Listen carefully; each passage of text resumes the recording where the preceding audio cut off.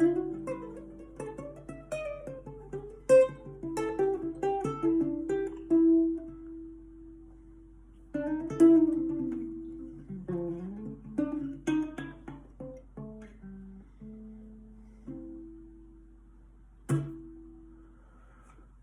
let's talk about the pentatonic spine. I'm just going to lay it out in black notes. These black notes mean nothing. Like there's no color coding going on here. It's just a shape that I want to lay out. The pentatonic spine. Well, let's think A minor, because we were doing the key of C, and A is, of course, the relative minor of C.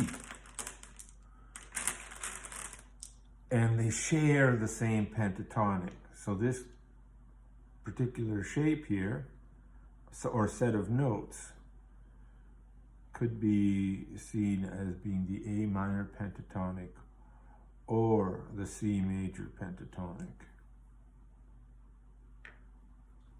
Okay, even this far, I want you to see how easy to grasp this pattern is.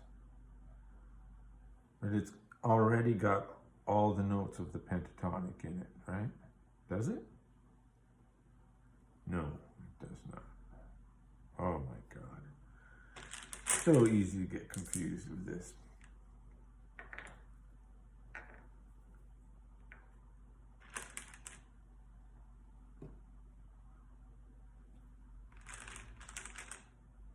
Okay. So I see this side here, short, long, short, as a very easy to recognizable pattern.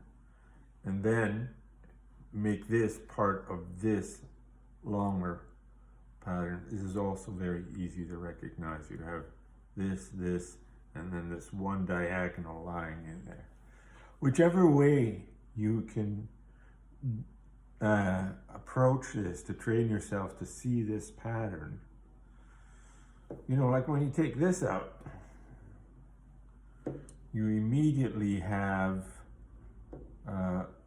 something very graspable. And when you realize that that is the same as this, and that this pattern here will keep repeating, and that there is this distance between this pattern and the next iteration of that pattern, and that the only thing that connects them is this diagonal. You can see that this is not a hard pattern to get in your brain.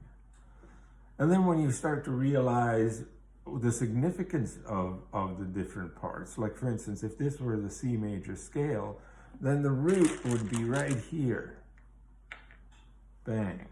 So in other words, that if you find that diagonal, you immediately find the major root of that diagonal, right?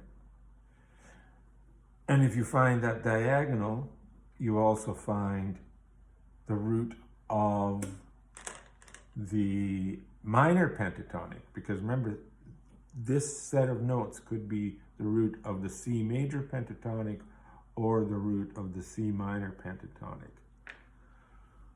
So the C minor is always this minor third behind this. Call this a minor third because it's like a major second plus a half, a whole and a half step, and call that a minor third. But anyways, so finding this locates this and this. So you're playing, you want to use the scale as an A minor pentatonic, find the slash, go down here. In other words, it's in this corner of this short box, which is above this long box, which is above this short box. So these short boxes are the only two shapes, or the only shapes. Is the only shape? There's a duplicate of this shape here. These are not the same notes as these, but they're the same arrangement. But everything else is unique. Like this shape here occurs only once in this, no matter how long this neck would be, right? This shape here with the diagonal inside occurs only once, and as do its halves. The one that goes diagonal this way, and the one that has this, the 90-degree angle here, or the perpendicular line here, and then this way. I call this entire thing here well, what am I going to call it? I call this the splice.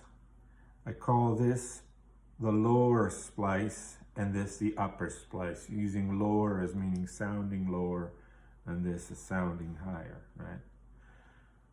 And so that's unique. But then this is the same as that. So you start seeing relationships like the long box. I call this the long box. Call this the high box, and this the short box. So the high box the high box and the low box. These are both short boxes. So I don't mention that as part of their name. If I say high box, I immediately mean this short box. If I say low box, it immediately means this one. And it's high and low in relation to the long box. So you have these three stacked boxes. So there's, this relationship here. You see this relationship here? Well, when you find the long box, this relationship gets repeated again. So when you find the long box, it's another way of centering yourself along this. And not only are these the same name notes, but they're on the same diagonal, right? There's a diagonal that runs like this, which are same octave. If they're on the same diagonal, this long diagonal going in this direction